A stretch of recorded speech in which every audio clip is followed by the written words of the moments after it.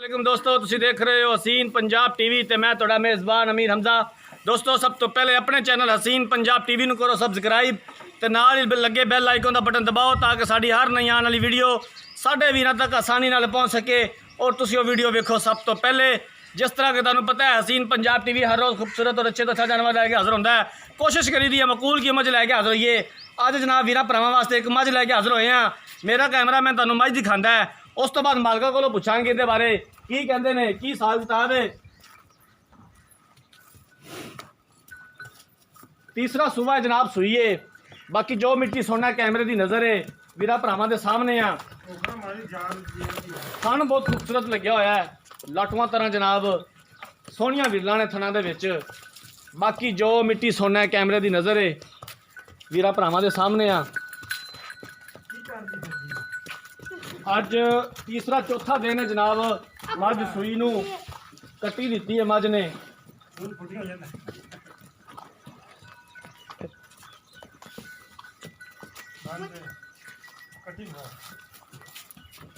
तसल्ली नाल मझ दिखाओ कैमरामैन साहब।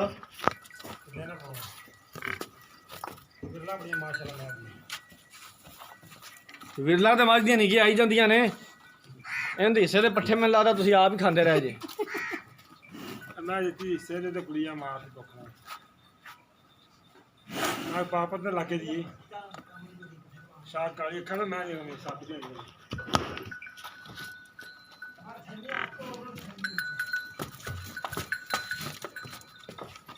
पूरी जीव दी है। इधर आ यार मझ नूं फिर खोल। बच्चे ने तो एवें घुमा के तो बन दिती है। इधर आ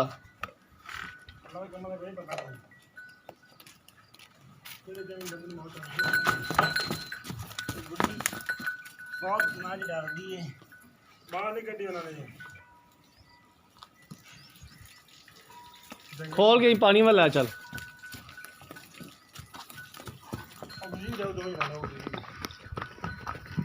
ना जाए सुनी है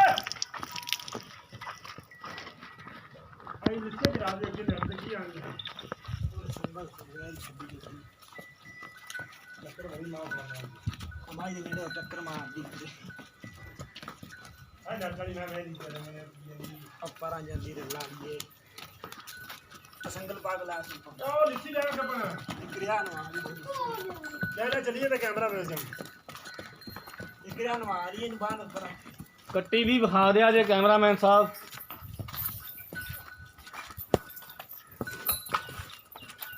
आ जनाब कट्टी है मावा को इंदियां भी कालियां अखां ने, दो चार वाल ने सफेद मत्थे उत्ते।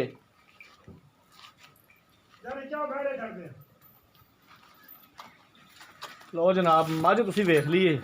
हुण बुलाने मझ दे मालक नूं ते सारियां गल्लां पुछने उन्हां कोलों भी की कहंदे ने जनाब इस आपदे अनमोल हीरे वास्ते। इधर आ जाओ भाईजान कैमरामैन साहब, आ जाओ इधर। अस्सलाम वालेकुम जी। वालेकुम सलाम जी। की हाल है भाई वजीर, ठीक हो?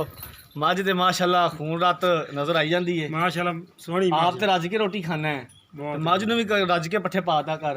मझ दी हिस्से ते गुड़िया सांभी नहीं उन्होंने। अच्छा मझ हिस्से ते दित्ती हुई सी, सांभी नहीं उन्होंने। सांभी नहीं तो मैं बहुत चंगी वे लकड़ की नहीं। तीसरा सुबह सुई है? तीसरा सुबह सुई। पक्की गल है? पक्की गल। कदों सुई है? इन सुई ना चौथा दिन है। अज चौथा दिन है। पिछे कट्टी है? कट्टी माशाल्लाह बड़ी सोहनी। इस टाइम हाजिर मौके का कितना दुध दो चोंदे पे? इस टाइम झग मार ते दुध 8 किलो है। 8 किलो दुध? झग सने 12 किलो बनता है।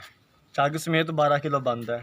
8 किलो दुध इस टाइम मौजूद है मझ दे कोले? पक्का दुध है। की इहदे डिमांड करदे, किन्ने दे पैसे मंगदे जी? मुੱਲ तो बड़ा मंगते रहे, हुण तो मुੱਲ ते 1 लाख। मझ वेख के मुੱਲ मंगना है मेरा भरा, जिहो जी मझ है तेरा मुੱਲ मेरा भरा उवें दा होना चाहिए। 1,80,000 रुपया भाई वजीर, 1,80,000 रुपया फिर मझ ना वेचण वाली गल्लां ने ना भाई। बहुत मैं तुहानूं दस्सिया भी जिहो जी तेरी मझ है ना उहो जे पैसे मंग, एवें फजूल मंगण दा फायदा कोई नहीं। 70,000 की भाई आप दे देंगे। 1,70 दी? हाँ जी पक्की गल है? पक्की गल है। इन्हां विचों प्यार मुहब्बत हो जाएगा और सोहने वीर आवेंदे आप प्यार कर लांगे। कर लोगे इंशाल्लाह। चलो ठीक है, मेहरबानी। आ तो हुई ना गल। ਉਹ जनाब तीसरा सुबह सूई है।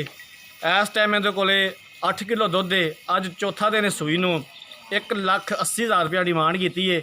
1,70,000 ਦੇ ਵਿੱਚੋਂ भी प्यार मुहब्बत कर लैणगे। अगर किसी वीर भरा ने मझ खरीदनी है, रबता नंबर 0312 612 2054 स्क्रीन के उपर भी शो हो रहा है। इस नंबर पर WhatsApp बनी है। उम्मीद करांगे कि साडी अज वाली वीडियो साडे वीरां भरावां नूं पसंद आई होगी।